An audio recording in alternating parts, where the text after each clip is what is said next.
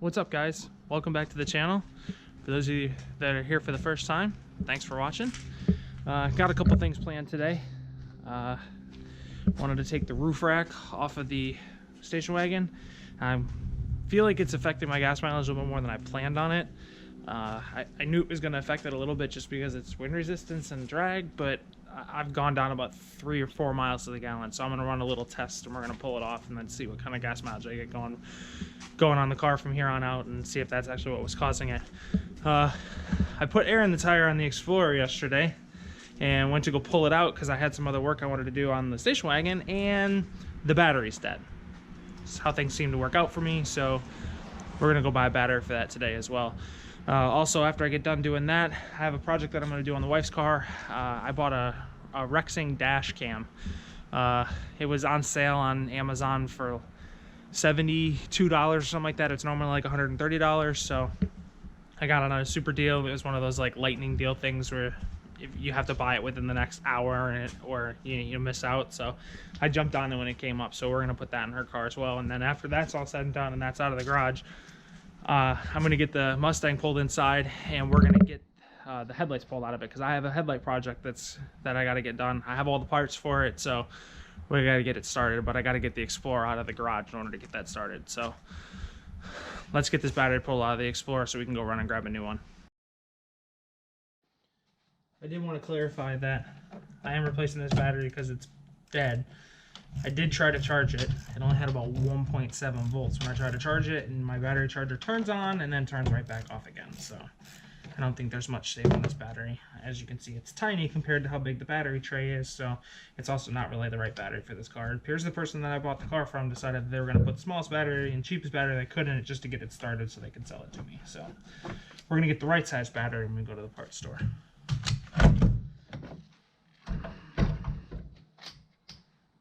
Alright, so I got the new battery put in there. As you can see, a little change of wardrobe with me. I actually went out and spent some time with the family this morning after getting the battery out. So, moment of truth, let's see if this thing starts. It's got battery power. Fires right up. Alright, let's get this thing pulled out of the garage.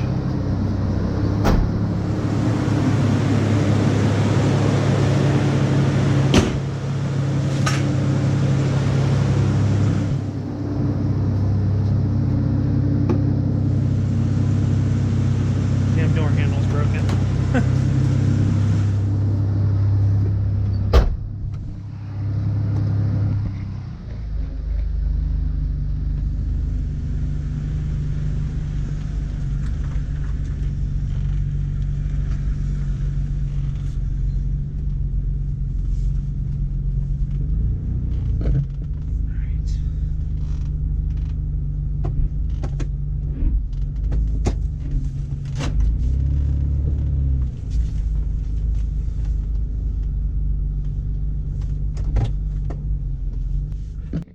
Next project is I'm going to get the lights pulled off the roof rack on this car, and then we're going to pull the roof rack off this car. Like I said earlier in the video, I think it's really cutting into my gas mileage a lot more than I planned on, and I was expecting a mile per gallon or a little more maybe, but it's gone down like 4 since I put it on. So I don't know if it's just the fact that it's colder, it's wintertime, a change of gas, stuff like that is affecting it, or if it's 100% this roof rack. So I'm going to do a little test and pull it off, drive for a couple weeks, see what my average gas mileage is, and I'll update you guys. I mean, obviously, we'll find out if it was the problem or if it's just a combination of the cold weather or the rack. So, let's get it pulled off.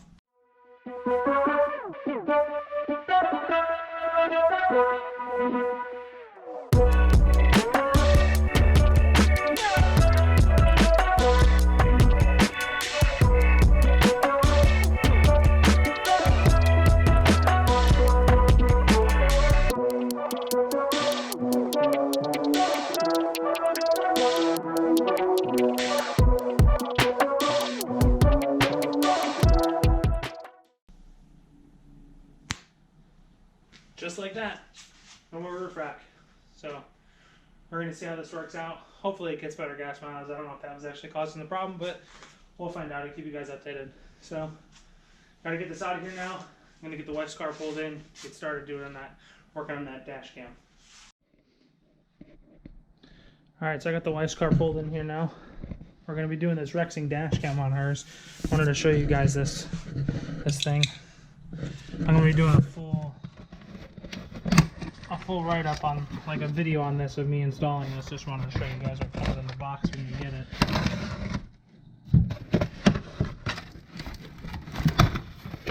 Pretty simple, actually.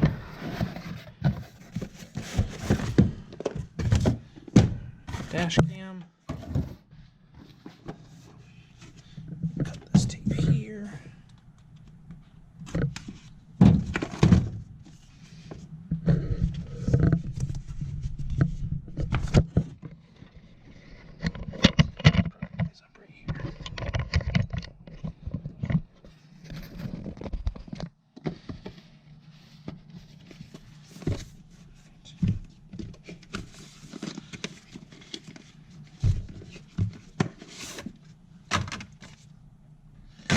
Month warranty.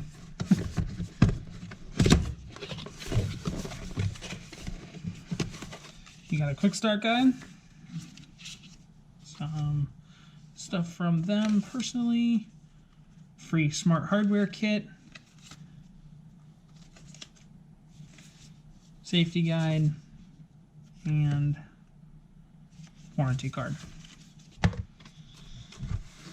First thing out of the box is going to be actually the, I didn't tell you guys, this is actually a front and rear camera setup as well.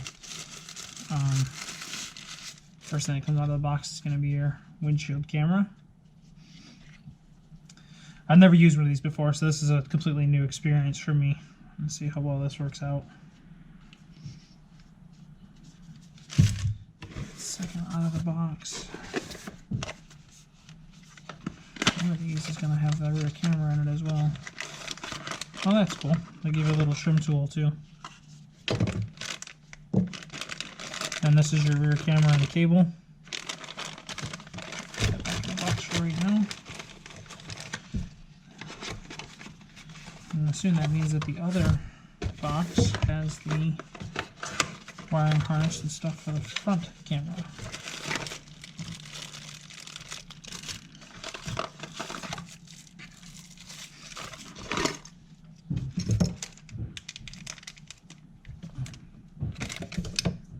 Sticky windshield mount for the, I'm assuming the front and rear, and your 3M double stick pads for the rear, front and rear.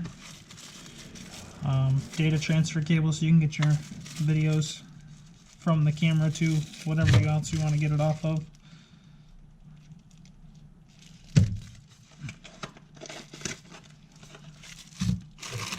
And your plug. So this has a 12 volt plug socket on it. I didn't know that, actually. I didn't really pay that much attention when I was buying it. I'm going to probably run the cord right now to plug into the 12 volt outlet that's in the dash, but I'll probably rerun that afterwards. Alright, so I will get a 12 volt outlet separately that I can like hide up behind the dash someplace and plug this into. We'll probably tap it into the 12 volt outlet that's on in the dash right now. So I'm going to get to putting this in. Like I said, there'll be a separate video of me doing this whole installation. I'm not going to include this in this video.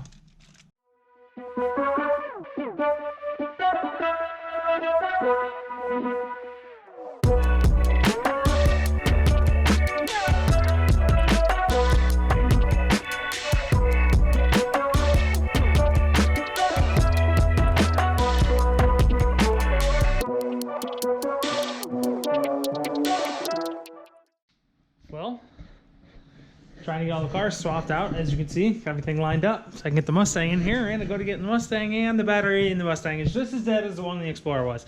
No key power, no nothing. So I guess we're going to have to pull the battery out of the Mustang and charge it up, and maybe a little bit later tonight, as you can see it's getting dark outside, we can get the headlights pulled out on the Mustang, and I will definitely, I'm going to get everything pulled out and I'm going to show you everything that I have for the headlight project that I have coming for that. So let's get this battery pulled out. We're going to get this battery charger hooked up outside. I'm not even going to bother trying to pull it out of the car. We will just hook this up outside. And I'll come back out later and check on it.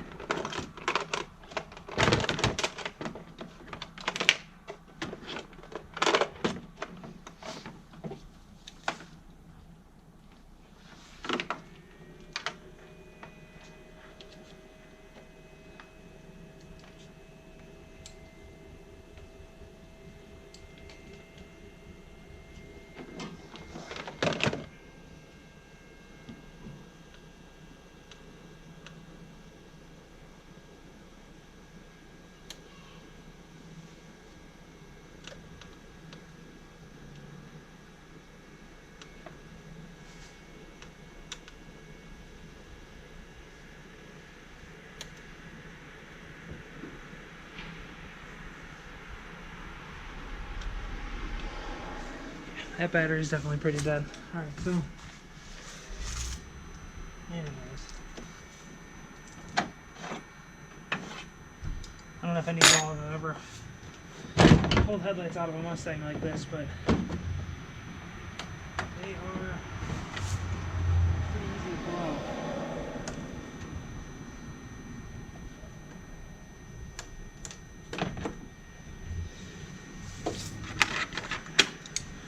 All there is these two lock tabs right here.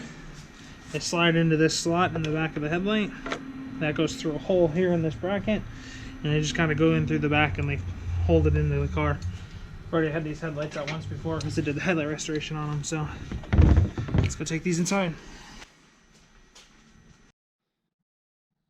Alright, so I got my glove box pulled out because I'm actually going to run the cable back behind it up in here to this outlet right here.